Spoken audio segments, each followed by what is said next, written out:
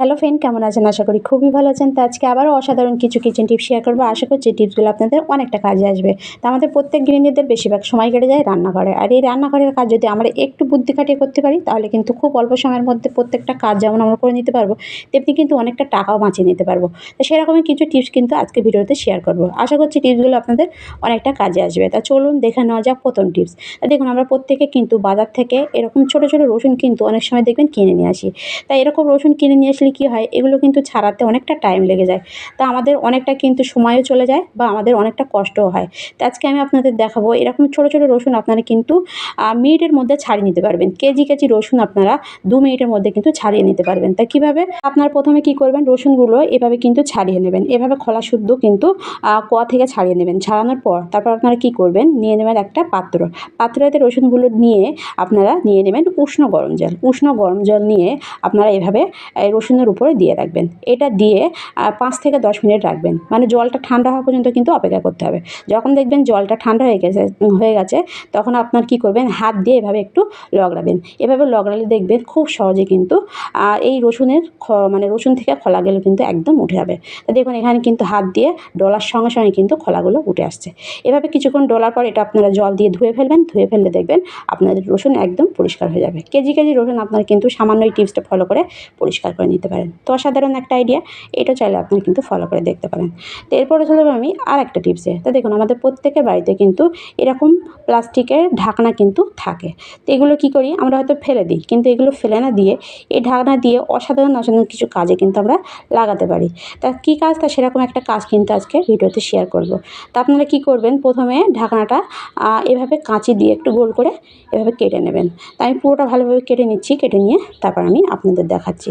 তা এভাবে কাটার পর তারপর আপনারা মাঝখান দিয়ে এভাবে কেটে 4টে টুকরো করে দেবেন। এভাবে টুকরো করার পর এটা আপনারা কী কাজে ইউজ করবেন? তা দেখুন, আমাদের প্রত্যেকের বাড়িতে কিন্তু নানান ধরনের জুয়েলারি কিন্তু আমাদের থাকে, কানের।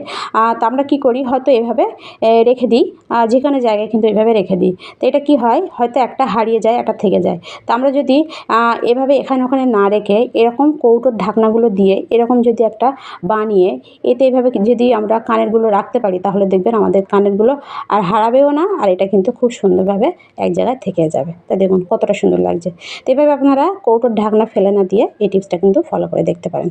তো এরপরে চলে যাবো আমি আর একটা টিপসে। তো দেখুন, আলু আমাদের প্রত্যেকের রান্নাঘরে কিন্তু থাকে, আর এটা আমরা কী করি, প্রত্যেকে কিন্তু রান্নার কাজে ইউজ করি। কিন্তু রান্না করা ছাড়াই এই আলু দিয়ে কিন্তু আমাদের সংসারের অনেক কাজ আমরা করে নিতে পারি।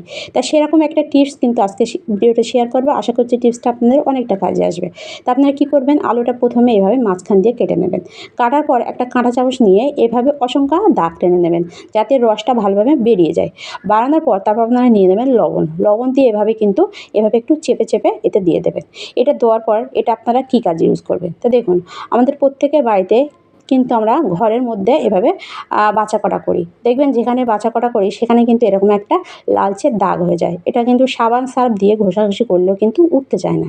তা আপনারা কী করবেন, এরকম আলু কেটে আলুর ওপর এভাবে একটু লবণ দিয়ে এভাবে হালকা হাতে একটু ডলা দেবেন। এভাবে হালকা হাতে ডলা দিলে দেখবেন এটা কিন্তু খুব সহজে উঠে যাবে, আর এখানে কিন্তু কোনো রকম দাগ থাকবে না। তা সাবান সার্ফ ছাড়া আপনার কিন্তু সামান্য একটা আলু দিয়ে এভাবে ঘরের কর্নারে কর্নারে জমে থাকা ময়লা নোংরা কিন্তু পরিষ্কার করে নিতে পারেন। তো অসাধারণ একটা টিপস, এটাও চাইলে আপনারা কিন্তু ফলো করে দেখতে পারেন। তো দেখুন, এখানে কিন্তু আমার ঘষা হয়ে গেছে। এরপর আমি একটা কাপড় নিয়ে এটা মুছে দেখাচ্ছি দাগটা উঠেছে কিনা। তো দেখুন, এখানে কিন্তু আমার মোছা হয়ে গেছে। দেখুন জায়গাটা কতটা পরিষ্কার হয়েছে। তো এটাও কিন্তু আপনারা ফলো করে দেখতে পারেন। তো এরপরে চলে যাবো আমি আর একটা টিপসে। তা দেখুন, আমাদের প্রত্যেকের রান্নাঘরে কিন্তু তেজপাতা থাকে, আর এই তেজপাতা কিন্তু আমরা প্রত্যেকে রান্নার মশলা হিসেবে খেয়ে থাকি। কিন্তু রান্নার মশলা ছাড়া এই তেজপাতা দিয়ে আমাদের অনেক কাজ কিন্তু আমরা করে নিতে পারি। তা কী কাজ? তা সেরকমই একটা টিপস শেয়ার করব। তা এটা দেখুন, আমাদের প্রত্যেকের বাড়িতে কিন্তু অনেক অনেক আটা আমরা কিন্তু বাজার থেকে এনে রাখি। তা আটা আনার পর দেখবেন বেশ কিছুদিন থাকলে এতে কিন্তু পোকা ধরে যায়। তা আপনারা কী করবেন, এই আটার উপর এভাবে আপনারা 2 থেকে 4টে তেজপাতা এভাবে যদি দিয়ে রাখেন, তাহলে দেখবেন আপনাদের আটায় কিন্তু একটাও পোকা লাগবে না। আর পোকা যদি বা থাকে, এর গন্ধে কিন্তু পোকাগুলো বার হয়ে যাবে। তো এটাও কিন্তু আপনারা ফলো করে দেখতে পারেন। তো এরপরে চলে যাবো আমি আর একটা টিপসে। ডিম কিন্তু আমরা প্রত্যেকে পাতা পাতা অনেক সময় দেখবেন বাজার থেকে নিয়ে আসি।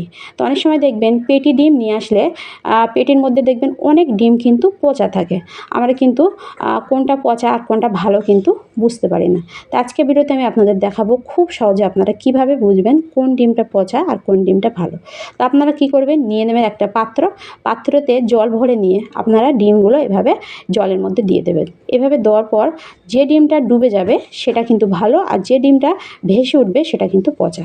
তো এভাবে আপনারা কিন্তু ডিম যাচাই করে কিনে নিয়ে আসতে পারেন। তো অসাধারণ একটা আইডিয়া, এটাও চাইলে আপনারা কিন্তু ফলো করে দেখতে পারেন। তো এরপরে চলো আমি আর একটা টিপসে। তো দেখুন আমাদের প্রত্যেকের বাড়িতে কিন্তু আমাদের ওষুধের এরকম ছিপি কিন্তু থাকে। তো এরকম ধরনের ছিপিগুলো আমরা কি করি, ওষুধ খাওয়ার পর কিন্তু ফেলে দিই। তো এরকম ছিপিগুলো, বিশেষ করে এই বড় ছিপিগুলো না ফেলে এই ছিপিগুলো দিয়ে কিন্তু আমাদের সংসারে অনেক কাজ করে নেওয়া যায়। তা কী কাজ, তা সেরকম একটা টিপস শেয়ার করবো। আশা করছি এই টিপসটাও আপনাদের অনেকটা কাজে আসবে। তা দেখুন আমাদের প্রত্যেকের বাড়িতে আমরা কিন্তু শসা বলুন বা এরকম গাজর কিন্তু আমরা নিয়ে আসি বাজার থেকে। তো অনেক সময় দেখবেন শসা বা গাজর আমরা যখন বটি দিয়ে ছিলি এটা কিন্তু অনেকটাই খোলা বেরিয়ে যায়। তা আমরা বটি দিয়ে না ছিলে আমরা যদি এরকম ছিপি দিয়ে ছিলি তাহলে কিন্তু খুব সহজে এটা ছাড়ানোও যাবে আর এটা কিন্তু বাদাবেও না। তো দেখুন আমি কিন্তু আপনাদের সামনেই কিন্তু এটা ছিলে দেখাচ্ছি। দেখুন এভাবে ছিললে একদম পাতলা একটা লেয়ার কিন্তু উঠবে আর খুব সুন্দরভাবে কিন্তু এটা ছেলাও যাবে আর খুব তাড়াতাড়িও কিন্তু ছেলা যাবে। তো এভাবে বটি বা ছুরি দিয়ে আপনারা না ছিলে এরকম ওষুধের ছিপে দিয়ে আপনারা কিন্তু গাজর বলুন শসা বলুন খুব সহজে কিন্তু আপনারা ছাড়িয়ে নিতে পারেন। এছাড়া আলুও কিন্তু আপনারা এই ছিপি দিয়ে ছাড়িয়ে নিতে পারেন। তো দেখুন এখানে কিন্তু আমার ছাড়ানো হয়ে গেছে আর কতটা পরিষ্কারভাবে ছাড়ানো হয়েছে দেখুন। আর এই লেয়ারটা দেখুন একদম কিন্তু পাতলা একটা আবরণ কিন্তু উঠেছে, এটা কিন্তু আমাদের নষ্ট হয়নি। তো এভাবে আপনারা কিন্তু এটাও ফলো করে দেখতে পারেন। এরপরে দেখুন আমরা প্রত্যেকে কিন্তু অনেক জায়গায় বেড়াতে যাই আর বেড়াতে যাওয়ার সময় দেখবেন আমরা কিন্তু আমাদের ড্রেসের সঙ্গে এরকম নানান ধরনের কানের কিন্তু পরে থাকি। এই কানেরগুলো পরলে কি হয়, অনেক সময় দেখবেন আমাদের অনেকের কান চুলকায় বা কান ফুলে যায়। তো এটা আপনারা কীভাবে পরবেন, কীভাবে পরলে আপনাদের কানে এই সমস্যাগুলো আর হবে না। তা আপনারা কী করবেন, যখন পরবেন পরার 5 থেকে 10 মিনিট আগে এভাবে একটা পেঁয়াজ নিয়ে পেঁয়াজের মধ্যে এভাবে কানেরটা ঢুকিয়ে রাখবেন। এভাবে ঢুকিয়ে রেখে তারপর আপনার 5 থেকে 10 মিনিট পর যদি পরেন এই সমস্যা কিন্তু আপনাদের সাথে আর হবে না। তো অসাধারণ একটা টিপস, এটাও চাইলে আপনি কিন্তু ফলো করে দেখতে পারেন। তো এরপরে চলুন আমি আর একটা টিপসে। তো দেখুন আমাদের প্রত্যেকের বাড়িতে কিন্তু আমরা এরকম ফাইল তেল কিন্তু নিয়ে আসি। তো এই তেলগুলো নিয়ে আসলে কি হয়, যখন আমরা একটা সমস্যা হয় কি দেখবেন এই ছোট বোতলে যখন আমরা ঢেলতে যাই দেখবেন অনেকটা কিন্তু পড়ে যায়। তা এটা কীভাবে ঢেলবেন, কীভাবে ঢেললে আপনাদের এই সমস্যাটা আর হবে না। তা আপনারা কী করবেন, নিয়ে নেবেন একটা ছোট্ট চামচ। এরকম চামচ কিন্তু আমাদের প্রত্যেকের বাড়িতেই থাকে। তো এভাবে চামচ নিয়ে আপনারা এভাবে ছোটো বোতলের মধ্যে ঢুকিয়ে তারপর আপনারা তেলটা ঢেলবেন। তেলটা ঢেললে দেখবেন খুব সুন্দরভাবে তেলটা কিন্তু ঢালাও যাবে আর এক ফোঁটা তেলও কিন্তু মাটিতে পড়বে না। তো দেখুন আমি আপনাদের সামনেই কিন্তু করে দেখাচ্ছি। তো দেখুন কতটা সুন্দরভাবে কিন্তু তেলটা ঢালা গেল আর এখানে কিন্তু একটু তেল কিন্তু পড়েনি। তো অসাধারণ একটা টিপস, এটাও চাইলে আপনারা কিন্তু ফলো করে দেখতে পারেন। এরপর দেখুন আমরা প্রত্যেকে কিন্তু ঘর পরিষ্কার জীবাণুমুক্ত রাখার জন্য আমরা প্রত্যেকে কিন্তু ঘরদোর পরিষ্কার করি বা মুছি। তা মোছার ফলে দেখবেন আমাদের এরকম যে কর্নারে বা টাইলসের যে জয়েন্টের মুখগুলো থাকে সেগুলো কিন্তু পরিষ্কার হয় না, এরকম ময়লা কিন্তু জমে থাকে। তা এটা দেখতেও কিন্তু খারাপ লাগে। তাই এরকম জয়েন্টের মুখে জমে থাকা ময়লা আপনারা কিন্তু খুব সহজে পরিষ্কার করে নিতে পারেন বাড়িতে থাকা সামান্য একটা জিনিস দিয়ে। তা কীভাবে, তা সেটাই কিন্তু আজকে ভিডিওতে আমি দেখাবো। তা আপনারা কী করবেন, নিয়ে নেবেন একটা চিরুনি। এরকম ধরনের চিরুনি আমাদের প্রত্যেকের বাড়িতে থাকে। অনেক সময় দেখবেন এরকম ধরনের চিরুনিগুলো একটু ভেঙে গেলে আমরা কিন্তু বাদ দিয়ে দিই।